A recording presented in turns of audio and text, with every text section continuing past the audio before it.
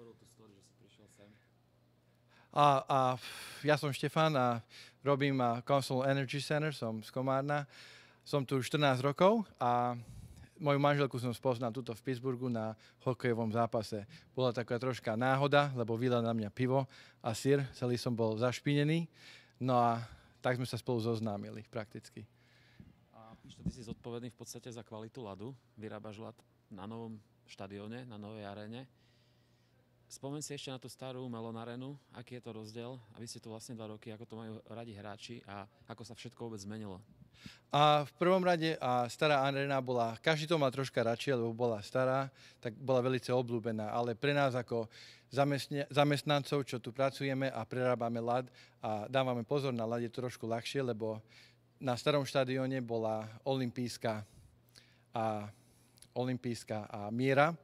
A keď sme rozobrali ľad, tak sme veľa museli robiť so železom, aby sme ten ľad odtiaľ dali preč. No ale tuto je to niečo trošku ľahšie a prakticky hráči sa veľmi nesťažujú na ľad, lebo lepšie je chladenie, ako bolo v starej aréne. No a prvý rok, jak sme tu boli, bolo trošku ťažšie, lebo za humidity mali trošku problémy naštalovať to. Takže už teraz je lepšie po 3 rokoch. Ako dlho trvá vyrobiť taký ľad, keď sa vlastne skončí a začne sezóna? Vyrobiť ľad trvá asi, je to proces asi 1 dňa. A tu sú celú noc na zembóny a chodia celú noc hore-dole. Predtým, jak chodia, tak musíme nafarbiť ako ľad. Volá sa to jet ice, prakticky je to biela farba.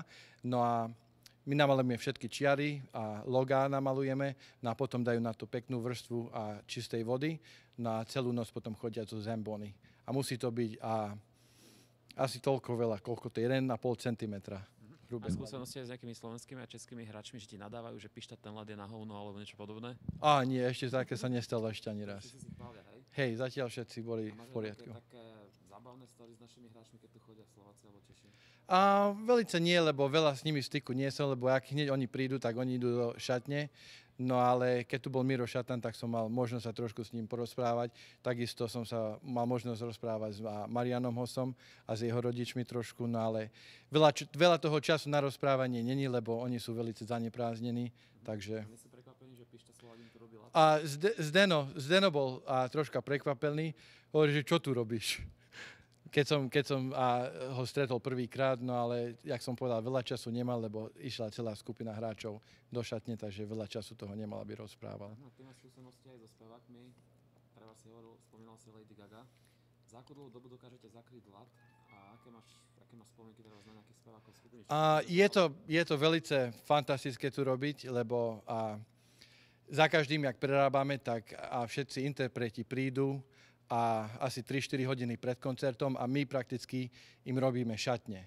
Takže niekedy aj keď niečo potrebujú, nejaké maličkosti, tak ideme tam do šatne a máme trošku šance sa s nimi porozprávať. Alebo oni ku nám prídu a poďakujú nám za dobrú prácu. A dokopy z hokeja na koncert nám to trvá prerobiť asi 6,5 hodiny.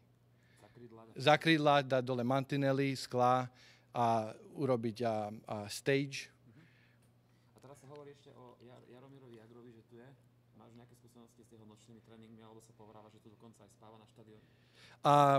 Nie, Jaromír tu nespáva, to na 100% nie.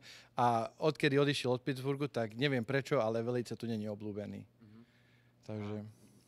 Tiež si s ním nejak bol v styku predtým? S Jaromírom, keď som sem prvýkrát prišiel, tak som sa si stretol v jednej reštaurácii na asi pol hodinku trošku. Na moje narodeniny, to bolo prvýkrát, čo som bol vonku, to bolo v marci v 99.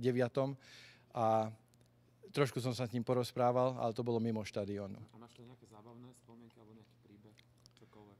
Čo si si zapamätal? Je toho dosť, ale najviac, čo sa mne páčilo, keď som tu mal manželku, no a Lady Gaga ju zobrala do zákulisia ku šatne a si strávila 1,5 hodiny s ňou tam. Takže to bolo velice prekvapujúce pre moju manželku. No a je mi v tomu velice ďačná, lebo je to jedna z najobľúbenejších speváčok. Takže